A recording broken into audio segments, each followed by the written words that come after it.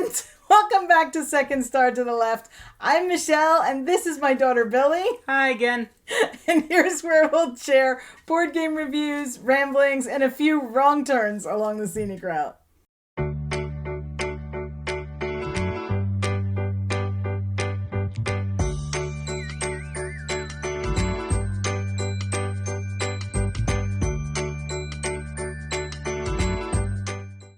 We were wondering what to call this video because Billy says it's not fair to call it Side Porch Games because not everybody has a side porch. It's true. Okay, but what I'm talking about in this video are those games that you want to play outdoors. And we didn't want to call it outdoor games because that sounds like sports.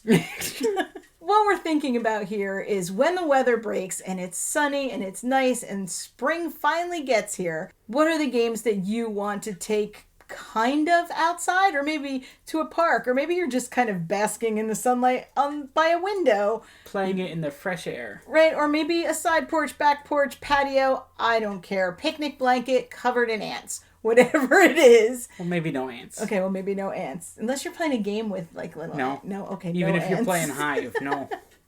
Shush you. So here are the 5 games that we thought of that we like to bring outside onto the side porch to play. We're going to start with an honorable mention, mostly because it's just too big to bring out onto the porch all the time, and that's our crokinole game. Yeah. We do bring it out onto the side porch, but mostly if we're having a picnic or we have people over. Actually, sadly, I think that's the only time it comes down off the wall. Yeah, because it's not an easy thing to set up. Yeah, and it hangs on the wall in the dining room, like it should. It's an art piece. It is. It's art. It's art you can play with. That's all art if you're not a chicken. Sadly, we don't take our crokinole board out unless we have company most of the time. But in the summertime, we are more likely to have company outside to have a picnic, and therefore, we are more likely to bring out that board. So crokinole is our honorable mention. As we go through, though, there might be a couple more honorable mentions that I think could be played out on the side porch, and Billy does not. So we'll see how that goes. Wind exists. I know wind exists. All right, so the first game we're going to talk about is our oldest game on the list. I think it's our oldest. Yeah, I think so. It's definitely our oldest game on the list. And that is the Duke, which I think has now been republished into a cover that I don't like as much. This is a very well-loved box. Yes, this box has seen some love. In fact, I love this game so much that I made a fabric map. See this? Yeah. That we could throw it in a bag and just bring the 2 bags of pieces. Mm-hmm. I'm just going to pull this out now because the pieces go in these little bags. Show them the nice tile pieces. Might as well go all the way. You have it open. Now that it's open, you reach into this bag and pull out these really nice wooden chunky pieces that do not blow away in the wind, which seems to be the number 1 criteria in is this a side porch game? Will it blow away in the wind? Because it gets pretty windy out on the side porch. Anyway, so the Duke. It's like chess, but better. It is like chess, but better. This is a 2-person strategic battle game. And like chess, each piece has its own specific movement abilities. The only difference here is that after you move each piece, you flip it over so that the next time you perform its secondary movement ability. So you have to think at least 2 moves ahead with each piece, because once you move it, it won't move that same pattern again until 2 turns from now. Unlike chess, though, you start with only 3 pieces on the board. You start with the Duke and 2 footmen. And on your turn, your choice is to move one of those pieces or draw another piece from the bag to add to the board. So you have to decide to take your chance digging in that bag of nice chunky wooden pieces to add another one to the board. They're very nice pieces. Yeah. Or moving around the board. The object is to, capture the other person's Duke, much like chess. This is a really... In chess, it's a king. Okay, in chess it's a king, and this one is a duke. This is a game that Billy loves to play with my dad. Mm-hmm. I think anyone that likes chess-like games would like this. Mm-hmm. There is a theme, but there's kind of a theme like there is in chess. Yeah. I think the expansions have more of a theme. There's like a Robin Hood one and a Siege Weapons one. Yeah, so the expansions add more theme, but in general, it's got theme like chess has a theme. We can play this on the porch because It has no cards. It has no pieces that are going to blow away if it's windy outside. It's Duke is one of my all-time favorites, I think. It is definitely on my top 10 of all time. Yeah, I think this is one that we have played the most out of the games that we have. Like, repeat plays, this one's hit the table more than most of our games. Yeah. I think that's also because other people will play this. I love playing it with Grampy. Pretty sure I have a picture of that. I hope so.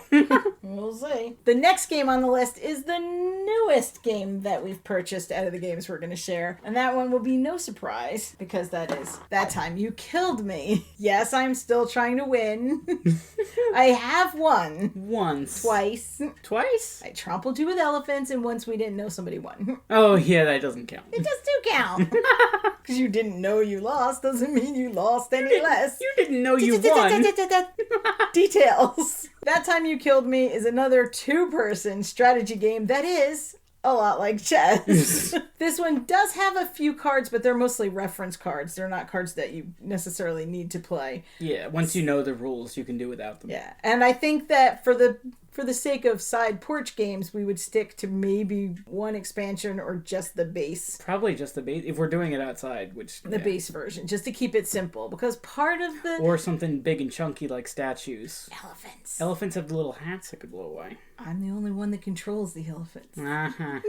The rules of Side Porch Games here, at least, are that they should also be kind of relaxing. They should be games that you know well enough that you're not checking rule books. Mm-hmm. And they need to be games that won't blow away in the wind. Because for most people at their house, if a card blows down onto the ground, it's inconvenient. But here, in the world of OCD... It's a little more than inconvenient. If the card blows down onto the ground, the game ends. And possibly the game never comes back. It depends where the card blew away. So we really don't take that chance. Yeah. It's fun here.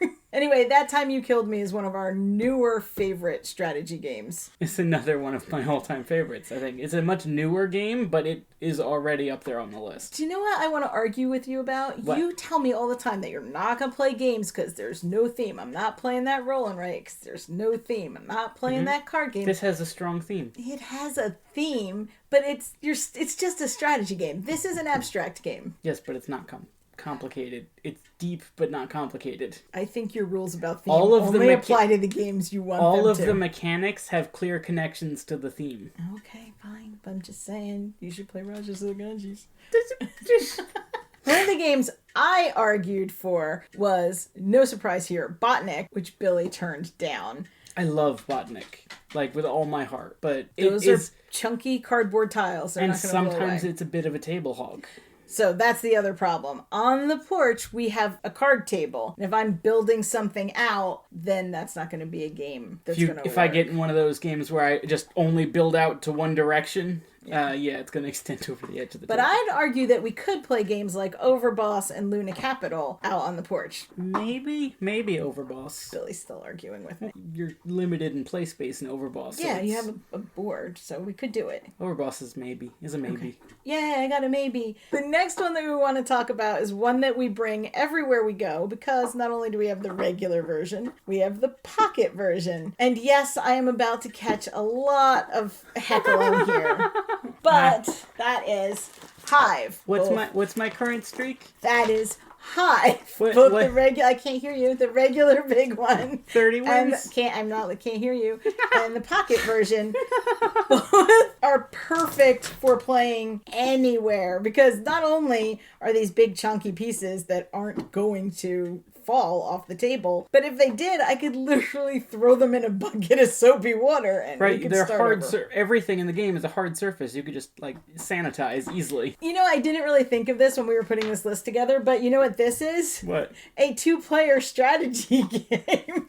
Oh my good. Oh wait, are all of them? They're not all 2-player. Okay, but so far. I think... Weird. We play a lot of 2-player games. Well, I don't think that's so weird. But I mean, we aren't looking at anything that has depth of rules. We're looking at things that have depth of strategy. So that when we go out there, we can just play. And Hive is another move where each piece has its own specific movement abilities. And you're just connecting these bugs in a hive that has to remain one unbroken hive, so you can't just throw your pieces out on the table. And you're trying to surround the other player's queen. And it's harder than it looks. It's not. It is one of those games that is difficult for me to win. It's one of those games like Sagrada that I really, really like. And I love the strategy. I love the idea of this two-person, like, head-to-head strategy in Hive, where the movements are defined, but in Santorini, where it's, move one, build one, move one, build one. But somehow my brain can't go enough steps in advance to win these games. I'm going to keep trying. I love them very much. You should take out like one piece from each size comparison. Oh, you want to see from big to... I don't think I've ever seen them next to each other. So I'm going to show you the difference between Hive and Hive Pocket. Look. And they're both really high quality. They feel so nice. These are great. Either of these, they're the exact same game. It's just a question of which one you want. Honestly, I would be perfectly happy with Hive Pocket and just bring it everywhere we went. Mm-hmm. So. But it is satisfying to win with the big pieces sometimes. I will let you know when that happens. The top 3 games, I mean, they're not really ranked, but honestly, the top 3, including Hive and the next 2, are really just interchangeable as the games we turn to the most to go play a side porch game. Mm-hmm. The next one we finally got an expansion to, and that is Sagrada. And we finally got the 5 to 6 player expansion, which is so poorly named because we didn't pick it up because it said 5 to 6 player expansion. It's still got the wrap and the price tag on it. Well, look at that. And we never play with 5 to 6 people, but hey, turns out there's more in the box. So thank you to Doolin at Table Knots for letting us know that there was more in the box. But even without the expansion, Sagrada is one of the most perfect side porch games. Because not only, and there are a few cards, but you can kind of hold them down. They're just objective cards. I think you only have like 3 out at a time for the rest, for like the whole game. But not only is this just a nice, strategic game, but it is for more than 2 players. But it is so absolutely beautiful when the sun shines through these dice. Yeah, it's a gorgeous game. It looks like, stained glass. But there's just something about setting this colorful, beautiful game out on the side table and sitting out there and enjoying the sunshine, enjoying the spring, and enjoying this game. Mm-hmm. Just a bit of advice, use a dice tray. Yeah, dice tray. I like that you can adjust the difficulty within the game by adjusting which cards you use. So not everyone at the table has to be playing at the same difficulty, and you can just balance the scales a little bit. It makes it fun to show it to new people and still be able to play the challenging version. I know that this game won't be new to most people. It's been out there for a while and it's really popular. But if you've seen it and you've passed it by, maybe have another look. Take a look at it because it's just beautiful and fun and clever. The last one on our list is one of the first games that we started bringing out to play as a side porch game. It's what started all this. And that is Azul. And would anybody like to talk about the score from yesterday? No. I think we should. No, I think that was a fluke, and, I wasn't feeling well. I was under the weather. I beat you like 3-1. I'm just saying, for all the heckling that I take about the other 4 games in this list, I'm going to take the win on Azul. Never playing against you or Jamie again. Azul is it's another abstract I'm a good game. sport. Is there these are all abstract games, right? I mean, they're all abstract games. I guess. You can say they have a theme, but... Where's the line between abstract and theme? Because every game has at least a little abstraction. Yes, but... Where's the line, Mom? I mean, Sagrada's straight up. Where's the line? In Azul, you are picking tiles from the factory offered to build a wall, and what you can't put on the wall falls on the factory floor. Mostly they look like really pretty starbursts that you shouldn't eat. There's a forbidden snack. It is basically an abstract game. There are 2 sides to the mat, so you can change the difficulty and the strategy. It's just a pretty relaxing, light game that you can play, and I like to play it outside on the porch in the springtime. Wait, is it pretty relaxing, or is it pretty and relaxing? It's pretty and relaxing, smartass. So it's pretty and pretty relaxing. See how nothing is pretty relaxing? Again, this is one that may have slipped by, and we did not buy the next 2 versions of this. But we did pre-order the latest one, so we're waiting for that one so it could be our summer porch game. And, sometimes it's relaxing to win a game. Yeah. That's it for our Side Porch Games. What are the games that you like to play when the weather breaks and you get to go outside? I'd love to sit outside and play a card game. That's not gonna happen. Hey! Don't hate me. But what games do you play when the weather breaks? What games make you feel like it's spring or almost summer? Let us know in the comments down below. Thanks for watching. If you like what you see, Or if you'd like to keep watching until we get one right, then please like, subscribe, and share. If you'd like to find us elsewhere on social media, including joining our Discord hub where you can argue whether these are abstract games or not, then information will all be down below. I mean, some of them definitely are, but... As always, open tables, open minds, and play yourselves. Bye! Today's wrong turn day.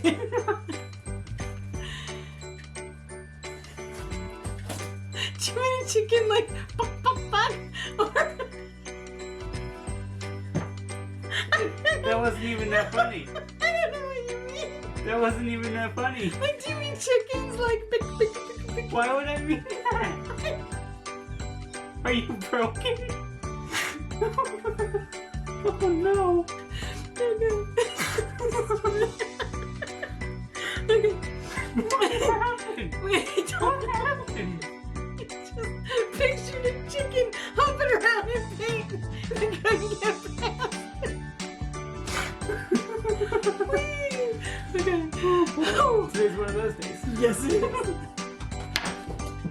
Good thing they can be sanitized. We'll get that after. Take that.